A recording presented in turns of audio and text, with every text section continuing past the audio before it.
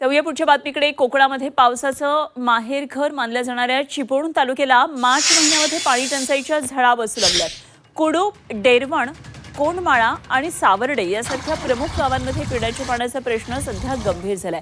गावातील सार्वजनिक आणि खासगी विहिरींनी आताच तळ गाठलाय आणि ग्रामस्थांना पाण्यासाठी दाही दिशा भटकंती करावी लागते। पाण्यासाठी ग्रामस्थांना रोज टँकर मागवावे लागतात। मार्च महिन्यामध्ये अशी अवस्था असेल तर एप्रिल आणि मे महिन्यामध्ये काय करायचं, असा सवाल हे ग्रामस्थ विचारतात।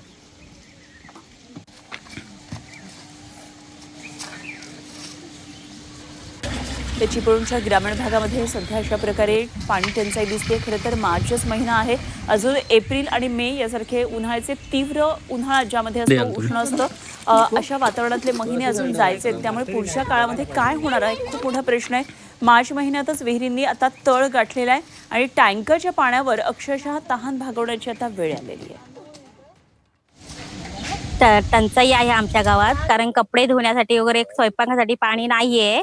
आम्ही रोज टँकर आणतो पाण्याचा आणि विहिरी आटलेल्या आहेत, ते काय आम्ही करायचं, पुढचं पर्याय काय आमच्यासाठी?